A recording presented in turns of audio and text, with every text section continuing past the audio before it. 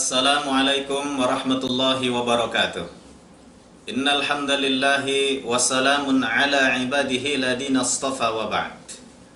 Saudara-saudariku yang saya cintai, apa hubungan puasa Ramadan dengan pembentukan karakter bangsa?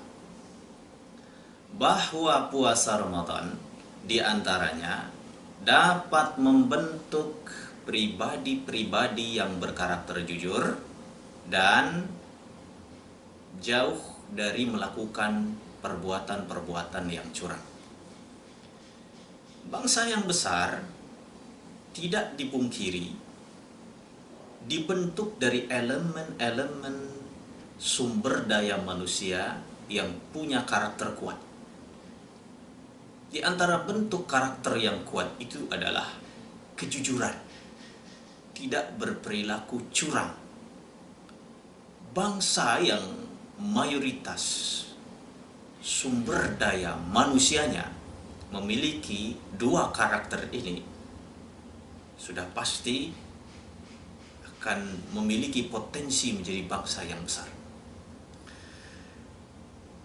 Untuk mengetahui tentang makna puasa, bahwa puasa dapat membentuk karakter yang jujur ini, dapat kita lihat dalam korelasi kajian tematisnya. Di dalam Al-Quran, puasa itu dibicarakan oleh Allah dari ayat 183 sampai ayat 187. Ini tema tentang puasa. Jadi 5 ayat yang dibahas di surat Al-Baqarah ini membahas secara umum tentang ibadah puasa. Lalu yang menjadi pertanyaan, setelah Allah membicarakan mengenai tema puasa ini, tema apa yang Allah bicarakan setelah membicarakan tentang tema puasa? Untuk mengetahuinya, kita perlu melihat pada ayat ke-188 di surat Al-Baqarah. Allah Subhanahu wa taala berfirman, "Wala ta'kulu amwalakum bainakum bil batil وَتُدْلُوا بِهَا إِلَى الْحُكَّامِ لِتَأْكُلُوا فَرِيقًا مِنْ أَمْوَالِ النَّاسِ بِالْإِثْمِ وَأَنْتُمْ تَعْلَمُونَ." Dan jangan kamu makan harta di antara kalian dengan cara yang batil. Dan jangan kamu menyuap dengan harta itu kepada para hakim dengan maksud agar kamu dapat memakan harta sebagian orang lain dengan jalan yang dosa padahal kamu mengetahui. Untuk mengetahui substansi ayat ini, kita perlu melihat apa yang disampaikan oleh Imam Abdullah bin Abbas.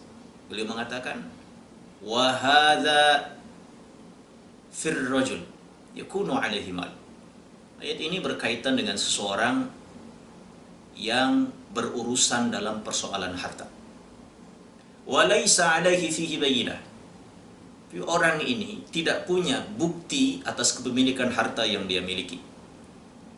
Fayajhadul mal. Lalu ada orang lain yang ingin menguasai harta yang dia miliki itu. Wa khasimu ilal hukam. Lalu persoalan ini diangkat ke pengadilan.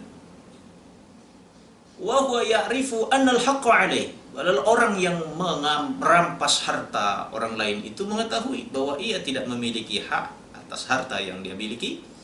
Dan yang lebih tragis lagi adalah wa huwa ya'rifu annahu asimun akilu haram. Dia tahu bahwa dia melakukan perbuatan dosa karena memakan harta orang lain dengan cara yang tidak baik. Jadi kalau kita ingin simpulkan ayat ke-188 ini, maka temanya adalah larangan memakan harta orang lain dengan cara yang batil. Berarti juga sesungguhnya menyimpan substansi tentang dimensi kejujuran yang sangat penting itu. Maka ibadah puasa sesungguhnya dapat membentuk pribadi-pribadi dengan karakter jujur dan tidak akan melakukan kecurangan jika puasa yang dia laksanakan adalah puasa yang berkualitas, puasa yang memenuhi unsur-unsur sebagaimana yang ditetapkan oleh Allah dan Rasul-Nya. Billahi taufiq wal hidayah. Wassalamualaikum warahmatullahi wabarakatuh.